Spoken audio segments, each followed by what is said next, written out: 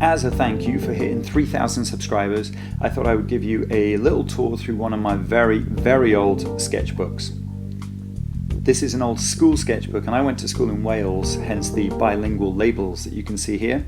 And that's my name right in the middle there. I've redacted a couple of other bits of info, and you can see the binding down the side here because the sketchbook was made up of all different little bits of paper that I did drawings on. I never used a proper sketchbook back then. And all the sketches you'll see inside are from when I was 16, 17, 18 and I was studying art at school. And our art teacher used to set us a homework every single week, and it didn't matter what you drew, you just had to draw something so that on the Monday he could have a little look at it and he could assess it, give you some hints, tips and ideas on how to improve stuff for next time. And he frowned a little bit on imaginative stuff, which is why the bulk of what you'll see in here is realistic stuff, you know, still lifes or landscapes.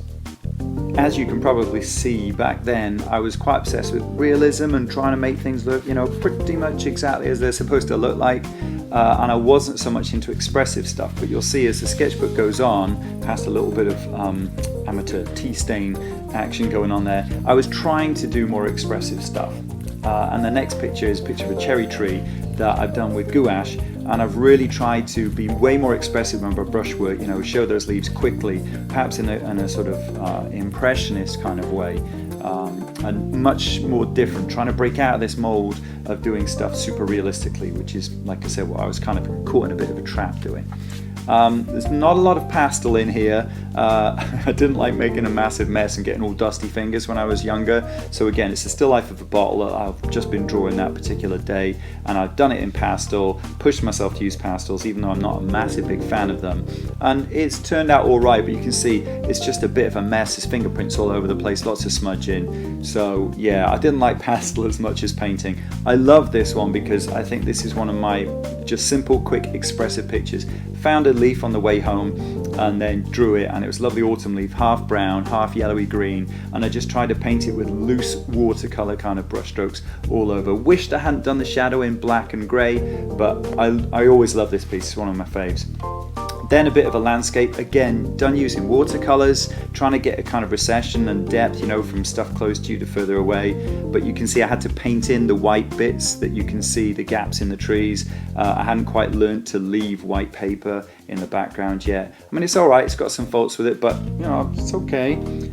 Bit more landscape here, again done with a very expressive kind of sky, and some nice little bits of grass in the foreground there, just done by sort of dry brushing upwards. So I was learning new little techniques and new little ideas all the time, and these will be combinations of the paints I had at the time, which were watercolors and gouache, which is a much more opaque, not see-through kind of watercolor. This one's kind of different in that this portrait's done on watercolor paper, and you can see me again trying out some new ideas with watercolors, such as a bit of dry brushing on the hair, and also on this one, crucially, beginning to leave the white areas white to get these lovely bright highlights, you know, against the paint. Flesh tone is a little bit sunburny. This one I love. This is one that I did for a competition. It's like a bunch of quartz clusters, painted this with watercolor. Again, this is on watercolor paper as well, really beginning to find out the difference between that and regular paper. And I actually got a competition win with this. I think I won about £25 back in the day, which was like a lot of money for me, so I was dead pleased with that. There you go, 17 years old when I did that one. This one is a drawing of kind of like a standing stone somewhere in South Wales. I think it's called Pentre Ifan. And you can see me beginning to get quite a stylized approach to the way that I was drawing and penciling stones, and you'll see this turn up in a few of others. What I'm pointing out there is some of the rubby bits, like when you've got a sketchbook and one piece of paper rubs against another, and you get sometimes marks, you know, that you don't want in the picture.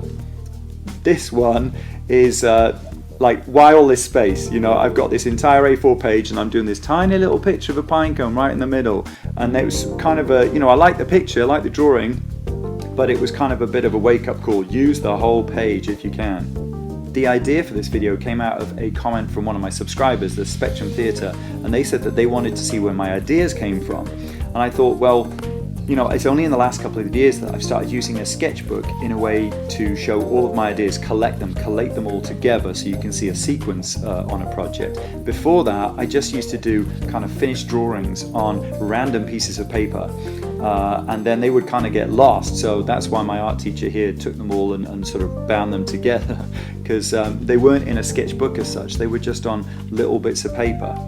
Oh, look how pale that is. You know, as a drawing of a stick, I'm quite pleased with it, you know, perspective and so on, but it's so pale. Why am I using like a 2H to do that? I could get way more kind of tone doing something. There you go, look at that. That's with a B or a 2B. And again, that stylized approach to the stones I talked about earlier. But, you know, it's just a rock, and it's got a piece of iron pyrites, which I think is called fool's gold, in it. And I just got way more tone and depth out of that with using a sort of darker, deeper pencil. Anyway, back to my earlier point. So what I thought I would do, instead of showing you some of my recent sketchbooks where you've got all the ideas that I have in them, I go back to the beginning, right back to the start, and show you pretty much the earliest sketchbook I've got, because like I said, all the other ones were on bits of paper and they just got left all over the place. So that was where this idea came from. So thank you, the Spectrum Theatre, for kind of planting that idea in my head. So here you go, me using coloured pencils, trying to use them in quite a smooth kind of way, and just drawing the kind of folds that you get in the skin when you get a clenched fist. No idea why I didn't finish this one. I was a little bit worried back in the day when the sketch was going good. I kind of almost out of fear didn't finish it because I was worried I was going to ruin it. So that's probably what was happening here. This is another one of my favorites. Again, colored pencils, just drawing a brush that I had on the table, and I think it's a Cotman watercolor brush. And I love the blues of the handle, and the shiny bit on the ferrule I've managed to get just spot on. I'm really pleased with that. And then kind of feathery strokes to be the brush hairs. So I was really pleased with that one. This one is supposed to be a self-portrait done in pastel. Yes, that rarity for my sketchbook. And I'm quite pleased with, I guess you call it chiaroscuro, so that real sort of dark and light kind of thing going on in here. Working from a photo on this one, not working in a mirror, but just look at that hair, look at the shape of it. And also I've rather embarrassingly got a mullet, I do have to admit it. So let's move on. Another pencil drawing here, and something that you won't, or at least I thought you wouldn't see me doing a lot from back in the day, which is smudging my pencil tones. I used to try not to do that too much, but then as I was flicking through this sketchbook, I found there were quite a few pieces where I'd actually smudged it with my fingertips, and I didn't realize I used it that much. Here I go overboard with smudging, so it makes it all look really, really soft and fluffy and similar. And I'm really not pleased about his hair. It looks like a helmet, and his hands, oh, didn't quite get those right. What's going on with those? This is my aunt's dog. She had a little dog back in the day called Maxi. Excuse me, I've banged the camera here. Yeah, there we go, bit of shake. And so again, working from a photograph, I just decided I would try and do a sketch of a pet, because I hardly ever drew animals back in the day. Like I said, it was always still lifes or you know, like a landscape. And that's partly because this was a homework, like I mentioned at the start of the video, and I would wait till about 6 or 7 o'clock on a Sunday night when the homework was due Monday before I'd do it. So I'd be scrabbling around on my desk for any kind of object to draw, or perhaps a photograph that I could do a landscape from, which is why you see lots of small objects as my subjects. There we go again, small key in the middle of a big A4 page. Why am I not filling that page? Why am I not drawing a bit bigger? And another key, and this one I quite like because I got much more tone in this one than the last one. The last one was too pale, too light, so you know, much stronger. But I think I've got to admit that those lines look way too straight, and I think I did draw the lines of this, it's a bike lock key, with a ruler, so you know, I feel a bit bad about that. A kind of a boring spoon, but what made this a bit more fun to draw was the real kind of bendy reflections on the concave kind of spoon bit, so a bit like a fisheye lens. They were really kind of like warped and out of shape. Then a shell, again, look, lots of smudging there. You know, why am I not using a rubber to add highlights? Bit of a landscape done from a photograph. Again, this is colored pencils. Quite pleased with this one, but I don't usually use that much black. I've used tons of black in this one, and I try usually not to do that. I've done a painting of this one in the last few years, a big acrylic one. But where's the sky? Why have I not finished that? Why is it just white space? My dad quite liked this drawing and nagged me for years and years to do a painting of it. Gently kind of nagged me, not too harsh. This one, I think this is like a poppy seed head. And it still had all these little tangled bits, you know, around it, so it was quite interesting to draw. Don't think I got the shadows quite right on it. I think they're a bit stylized, and I'm not too sure about the smudged shadow either. I was still getting into this kind of idea of adding shadows so that something looked grounded. This fan, I quite like doing this one, because what I learned to do here is, you can see with the paper fan in the middle, I just suggested that the creases were there, whereas previously I would have tried to draw every single one in, probably with a ruler.